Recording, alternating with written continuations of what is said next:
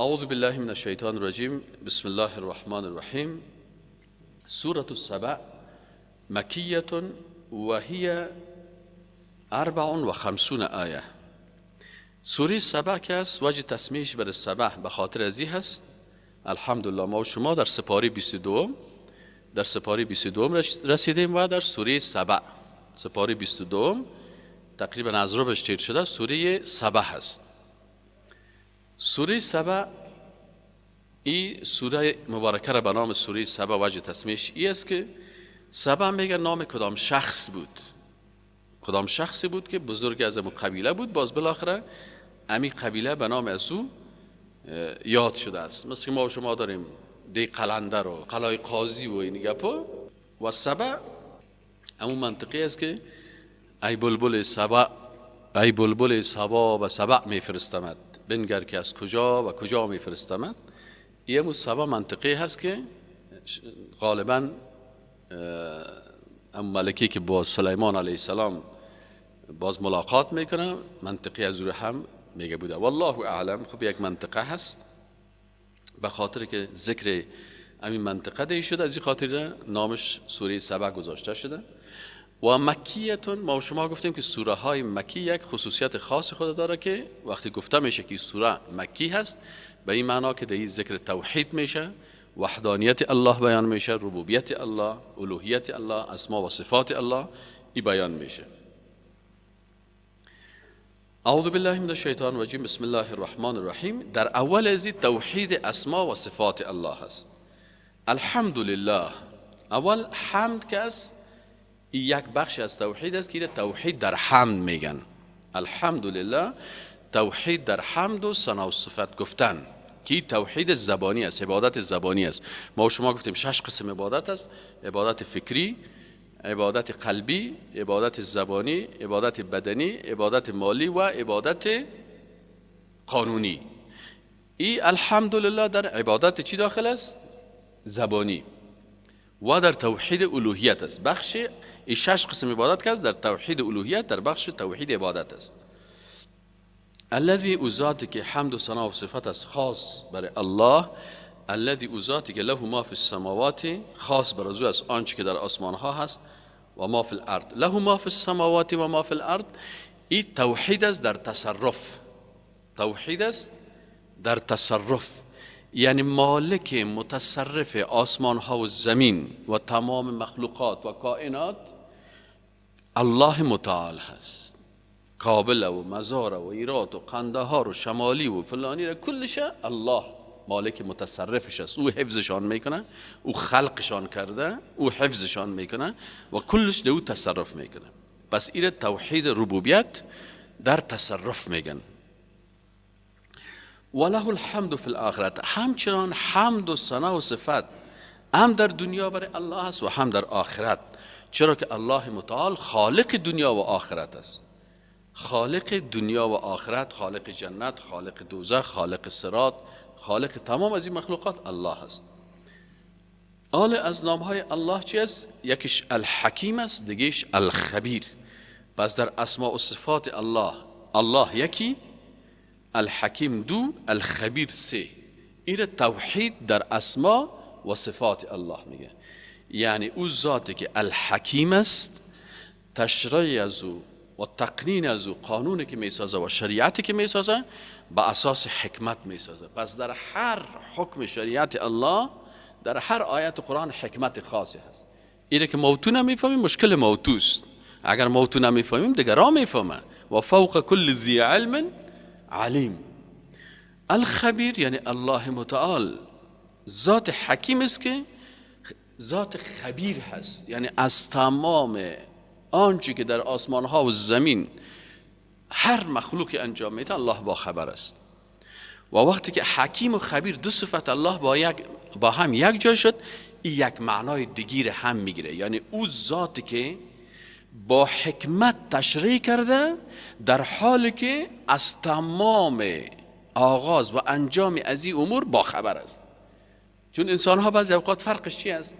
بعضی اوقات شما یک کار حکیمانه میکنین لکن از آیندهش خبر ندارین. میگی والا من این کار کردم، فکر میکردم بسیار خوب کار است، یا فلانی نفر قانون ساخت اما آیندهش بیخبر است. 6 سال بعد برش ثابت میشه که والا همی کار ما حکمت نبوده چون نتیجهش نمیفهمیدم. الله متعال حکیم هست که در کنار حکیم بودنش که هر قانون خدا حکیمانه میسازه با خبر است از چی؟ از نتایجش. پس فرق بین شریعت الله و قانون انسان چی است؟ قانون انسان که است، انسان قانون میسازه در ظاهر این خوبش میبینه اما نتیجهش نمیفهمه. از این خاطر بسیاری قوانین ساخته میشه، چند وقت بعد وقتی که تطبیق شد باز میفهمن که نه ولی این قانون درست نبوده، پس صورت تغییر میتن.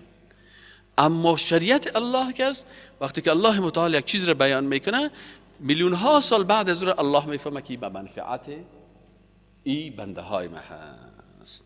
الحکیم الخبیر. یعلم الله متعال میدانه که ما آنچه را که یلج فی الارض داخل میشه در زمین. شما اگر مرده را میبرین در داخل زمین داخل میکنین، قارون غرق میشه در داخل زمین میره، منطقه یک دفعه خسف میشه، بسته قریه داخل زمین میشه. الله متعال ایره میدانه و ما یخرج منها آنچه که از زمین خارج میشه، از دانه ها، از حبوبات، از انسان ها در روی زمین، از بعد الموت، کل زی و ما ینزل من السماء. همچنان الله میفهمه که چه وقت تو شب خواستی صبح میخیزه که نیم متر برف شده. الله کل زیر میفهمه آنچه که از آسمان نازل میشه، چه وقت نازل میشه، منفعتش چی هست، به بشریت چی منفعت داره، کل زیر الله. و ما یعرج فیها و آنچه که از زمین به طرف آسمان برده میشه. تو چی عمل کردی، شب چی عمل کردی، صبح چی عمل کردی، چقدر خواب کردی، چقدر عبادت کردی و چه قسمی اعمالت به طرف آسمان بالا میشه. الله متعال عالم است. این کلش توحید الله هست در علم. انسان باید الله را در علم غیبش به وحدانیت بشناسه. هیچ کس دیگه علم غیب نداره. و هو الرحیم الغفور. ای الله که همه ای را میفهمه، باز همه شریعت خدا به اساس رحمت خود گذاشته کی چه وقت به زمین بره، از زمین چه وقت چی خارج شوه، چی از آسمان پایین شوه، چی از زمین به آسمان بره. کل زیر الله متعال به اساس رحمت خود تشریع کرده و به اساس مغفرت خود که اگر از پیش تو کدام اشتباه میشه بفهم که دروازه رحمت الله در مقابلت باز است، دروازه مغفرت الله در مقابلت باز است.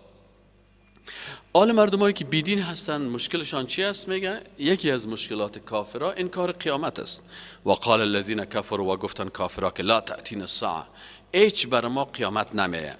قل بلا، بگوی رسول الله صلی الله علیه و بله و ربی و قسم است بر رب ما، که ما وقتی که نام الله بسیار با عظمت است و پیغمبر قسم یاد میکنه و ربی و قسم است به الله لتأتینکم.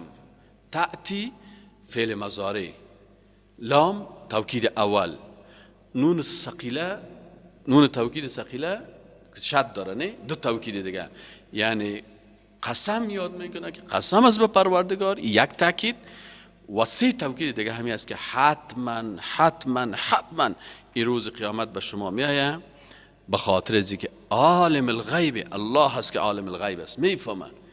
پس تو به اساس علم غیب الهی تسلیم شوی، توحید در علم غیب بفهمی، باز تو یقین میکنی که آنچه که الله میگه در مورد آمدن قیامت حق است. الله عالم الغیب است، لا یعزب عنه مثقال ذره. لا یعزب غایب نمیشه، پت کرده خدا نمیتونه. از صفت لطیف و خبیر الله مثقال ذره، به اندازه وزن یک ذره. ذره چی است؟ مثل یک مخلوق یک حجروی که نیاز داریم ما و شما کنه با میکروسکوپ ببینیم، اینمی از پیش الله گم نمیشه. چرا؟ الله متعال به اساس علم غیب خود و قدرت خود مخلوقات یک حجروی را خلق کرده که انسان ها بازی را کشف کردن و آمدن در قرن 20 باز میکروب کشف کردن و میکروسکوپ کشف کردن و باز گفتن مخلوقات یک حجروی کوچکی وجود دارن، در حالی که الله را قبلا خلق کرده بود، توالد داشت، تناسل داشت، تکاثر داشت، کل از اینا بود. پس الله متعال میگه که به اندازه مثقال ذره در آسمان ها باشه، ولا فی الارض و نه هم در زمین، ولا اصغر من ذلک ولا اکبر. و از این موجودات ذروی موجودات ذروی ولو که از اینکه کوچکتر باشه، بعضی اوقات مردم میفتن که ذره قابل تجزیه نیست. الله متعال در قرآن میگه نه، از ذره که هم مخلوقات چی هستن؟ کوچکتر هست که ذره قابل تجزیه هست. فهمیدین نه؟ حتی از ذره که هم کوچکتر باشه، ولا اکبر و یا از ذرات که بزرگتر باشه، الا فی کتاب مبین، مگر در لوح محفوظ الله ای نوشته شده و حفظ شده. چرا؟ حکمت چی هست که کلی ای ذره ذره الله کل زیر محاسبه میکنه و با خبر است؟ لیجزی الذین آمنوا، تا پاداش بده الله متعال برای کسانی که ایمان دارن و اعمال صالحه کردن. اولئک لهم مغفره، برای از اینا مغفرت است، و رزق کریم، و رزق بسیار با عزت و با کرامت است. والذین، و کسانی که سعی و تلاش میکنن فی آیاتنا، در آیات ما، معاجزین، به خاطر مقابله کردن با آیات قرآن کوشش میکنن که ما با مقابله قرآن میخیزیم، با مقابله با سنت میخیزیم، با مقابله با دعوتگرای اسلام میخیزیم. الله متعال میگه اولئک، این مردمایی که عادتشان مقابله و مخالفت و مناظره و جنجال و در شک انداختن مردم است، الله متعال میگه بر از اینا عذاب است من رجز علیم، از سزای رجز، جزا را میگن، از جمله جزاهایی که علیم، بسیار درد دهنده هست. و یرا الذین اوتوا العلم، اما کسانی که علم دارن اونا میبینن که الذی انزل الیک، آنچه که بالای تو نازل شده ای رسول الله صلی الله علیه و آله، من ربک، از جانب پروردگار تو، هو الحق، و حق است، و یهدی الی صراط العزیز الحمید، و هدایت میکنه بر راه ذاتی که او غالب است و حمد شده هست. و قال الذین کفروا، و گفتن کسایی که کافر شدن، هل ندلکم، آل کافرها یک عادتشان انکار قیامت، دومشان انکار چی بود؟ رسالت. آل انکارش خود شخص رسول و دعوتگر. مردم های کافر چی میگفتن؟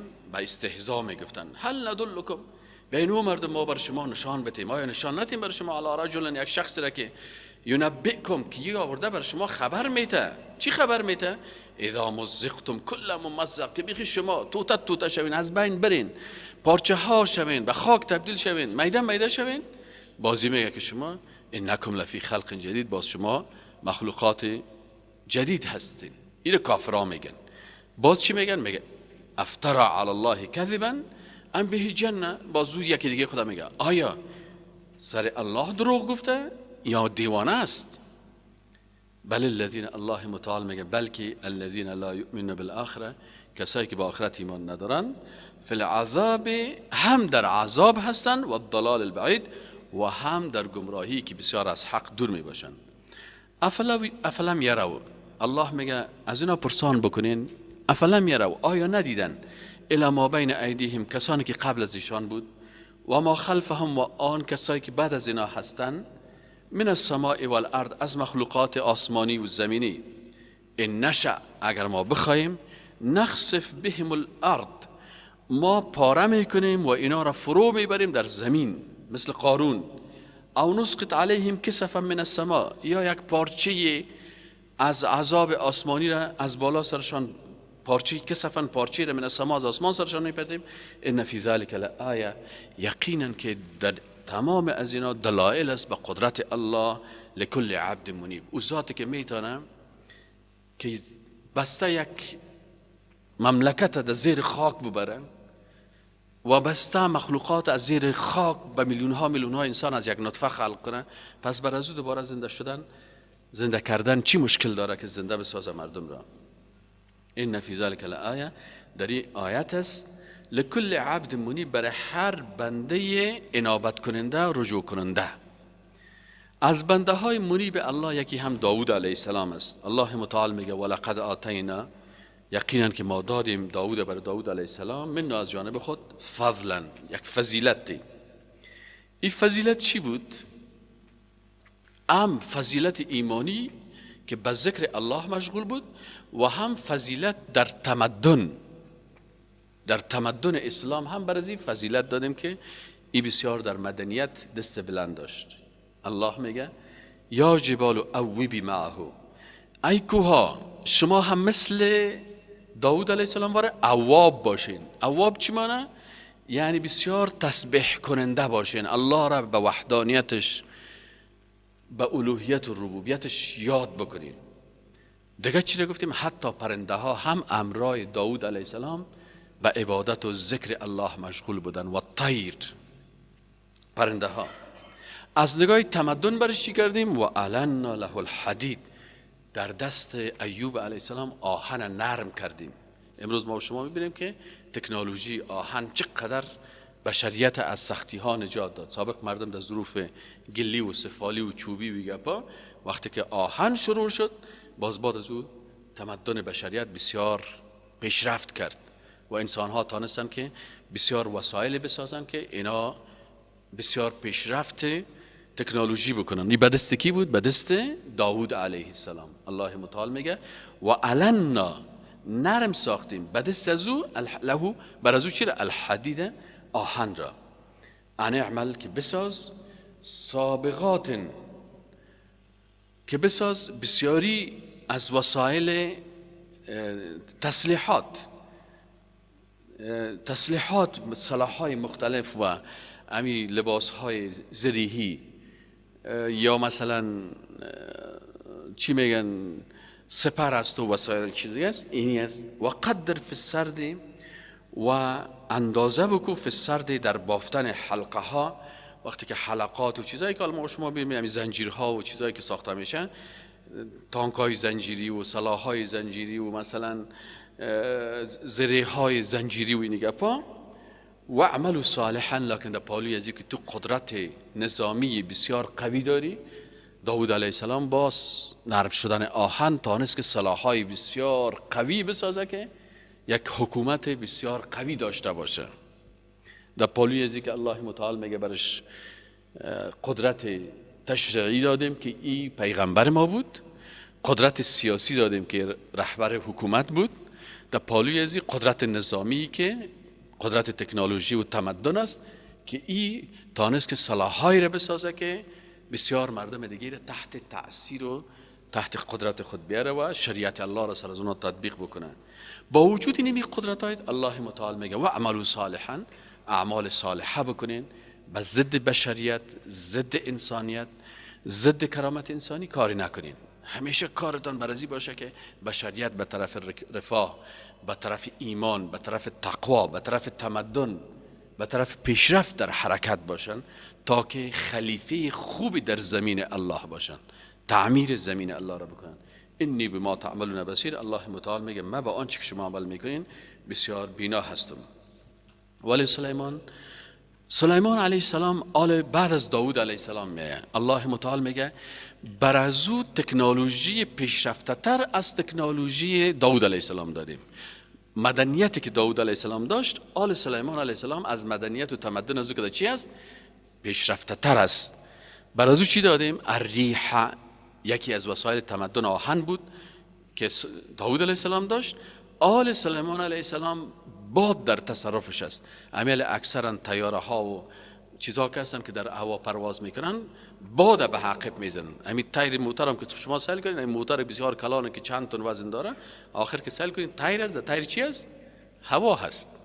الله متعال میگه بر سلیمان علیه السلام ما امی هوا را در تصرف ازی قرار دادیم که غدوها شهر و رواها شهر.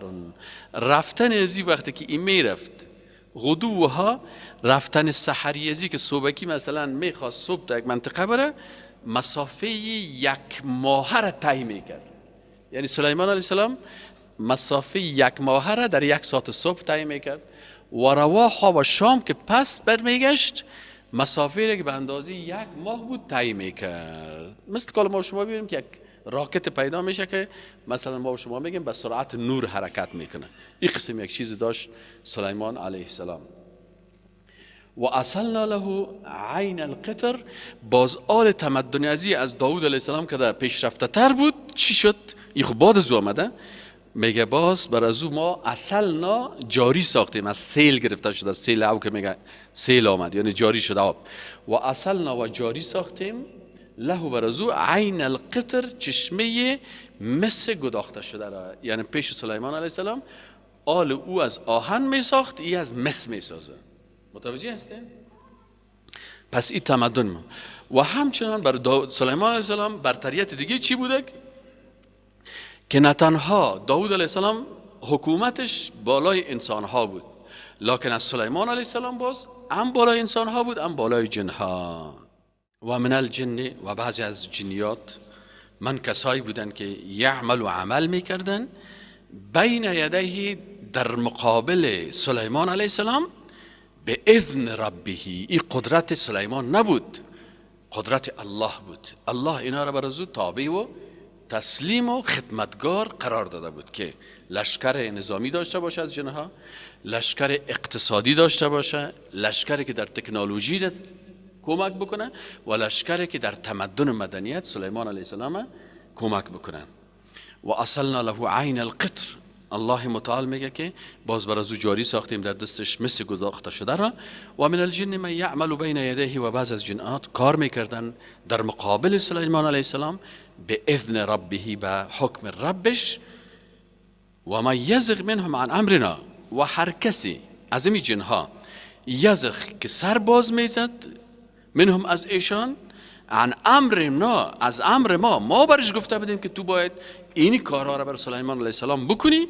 آل وقتی که مخالفت امر سلیمان علیه السلام میکردن، مثل که مخالفت امر الله را بکنن، الله متعال میگه نذقه من عذاب السعیر، باز بر زمین جنها عذاب دوزخ نصیب میکردیم. از این خاطر یک تعداد جنهایی هستن، هوشیار هستن، فهمیده هستن، در درسهای قرآن میشینن، اگر کافر هم و منافق هم باشن با فهمیدن قرآن مسلمان میشن و کلمه میخوانن. الله متعال بر از اینا رحمت خدا وعده داده. اما او جنهایی که باز مخالفت امر الله را میکنن، الله میگه باز برشان ما عذاب دوزخ آماده ساختیم. این جنها چی میکردن؟ یعملون له، می ساختن برای سلیمان علیه السلام ما یشاء، هر چیزی که سلیمان علیه السلام میخواست. من محاریب، از محاریب دو قسم است. محاریب جمع محراب است. در سابق محراب معبد میگفتن، جاهای عبادت، اماکن بسیار بزرگی برای عبادت، و یا هم بلند منزل های بزرگ را می ساختن تا که سلیمان علیه السلام و مردم از او بلند منزل ها استفاده بکنن. این تمدن و مدنیت عصر سلیمان علیه السلام بود. و تماثیل و تمثال های بزرگ را می ساختن. و جفان، البته تمثال ها در شریعت از اونا البته اجازه بوده، اما در شریعت رسول الله صلی الله علیه و سلم ساختن بت و مجسمه و تمثال ایگپا باز در شریعت رسول الله صلی الله علیه و منع قرار داده شده است. و جفان و حد ظرف های می ساختن، کل جواب ظرف های مثل حوض ها بسیار بزرگ بودن. و قدور و دیگ های می ساختن که راسیات، که چی می بود؟ که دمو جایش نصب شدگی بود و قابل انتقال نبود. جوابش جفان کل جواب، ظرف هایی که مثل حوض ها بودن، قابل انتقال بودن، مثل که حوض انتقال میکنه. این ظرف ها را باز میتونستن از یک منطقه به منطقه، لکن بعضی ظرف های دیگه بزرگ را میساختن که مثلا برای 10,000 و 20,000 نفر دو غذا پخته بکنن و قابل انتقال نبودن، اما تو بسیار بزرگ بودن. اینالی ای کلش نشان میده که پیغمبرا در اقتصاد مملکت نقش داشتن، در سیاست مملکت نقش داشتن، در تمدن نقش داشتن. حتی اگر کارهای تکنولوژیک و متمدنانه پیشرفته را انسان ها کردن نمیتونست، الله متعال این کارهای سخت سر کی میکرد؟ سر جنها میکرد تا این پیغمبر حکومت بسازه که او حکومت در او تمدن است، پیشرفت است، ترقی هست و مردم در او راحت باشن. اعملوا آل داود شکر، ای آل داود شما عمل بکنین، شکر الله را بگوین. و قلیل من عبادی الشکور، بسیار کم است از بنده های شکرگزار من. حالا بسیاری یهودیایی که میگن ما از فرزندای داود علیه السلام هستیم. خب اگر شما هستین شکر نعمت الله را بکنین، موحد باشین، یکتا پرست باشین، نرین شیطان پرست و کافر نشین.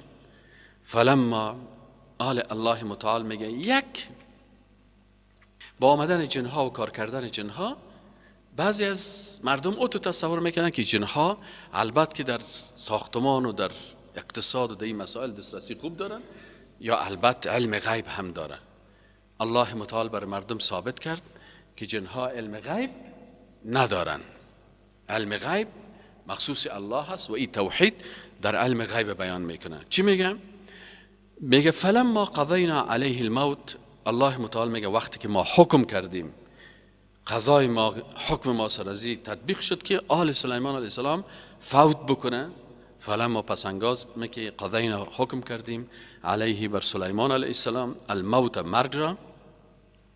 سلیمان علیه السلام داخل اتاق میشه، داخل قصر خود میشه و چون رهبر سیاسی هم است و پیغمبر هم است، از این خاطر همیشه پیغمبرها ارتباط با سیاست داشتن.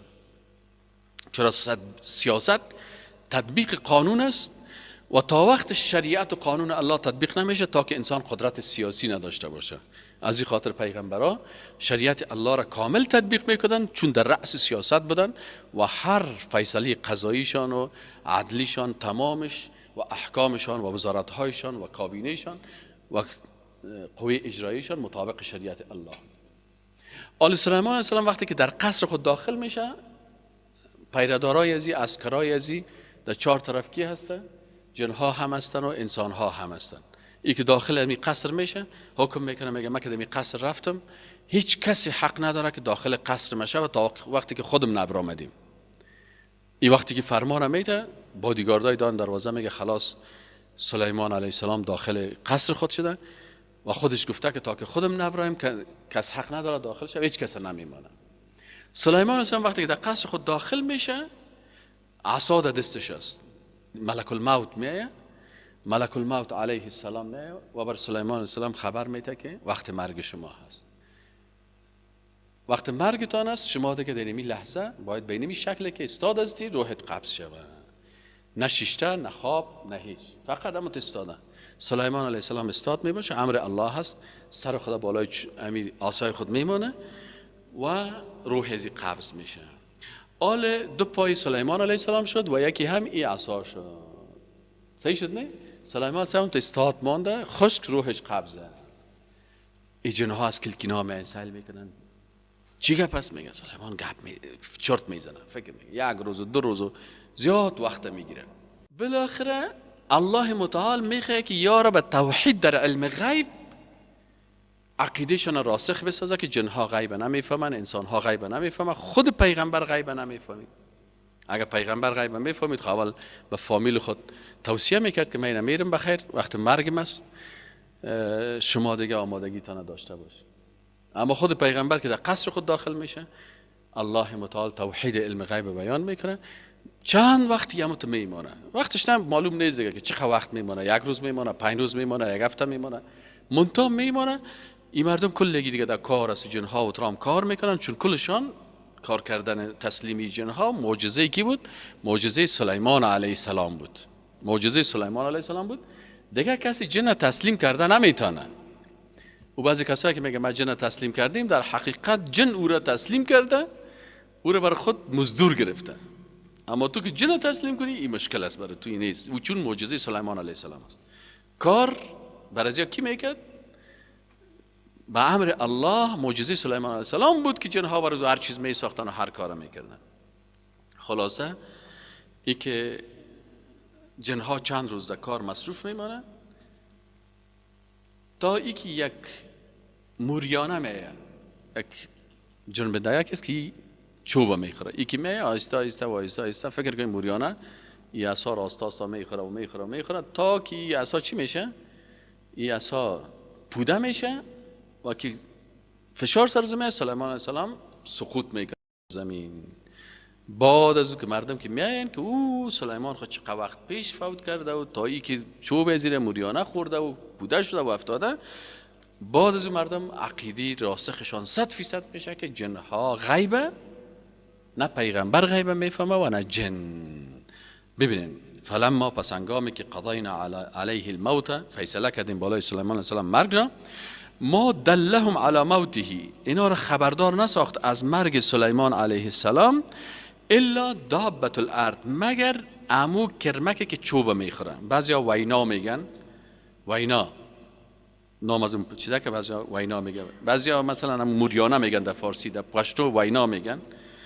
تأکل من ساعته که امی موریانه یا می وینا یا می جنبندگک میخورن من ساعه عصای سلیمان علیه السلام را. من ساعه عصا را میگه، من ساعته یعنی عصای او را. فلما پس هنگامی که خر ای سقطه، وقتی که سلیمان علیه السلام سقوط میکنه، تبینت الجن، خود جنها هم برشان آشکار میشه که لو کانوا یعلمون الغیب، اگر ما غیب میفهمیدیم، ما لبثوا فی العذاب المهین، یا اقدر چند روز بعد از مرگ سلیمان دیگه در کار و خواری مصروف نمی بودن. کار خود سخت است، عذاب مهین است، عذاب دردناک است. پس گفتن او ولی کل مردم فهمید که دیگه فقط عالم غیب الله هست.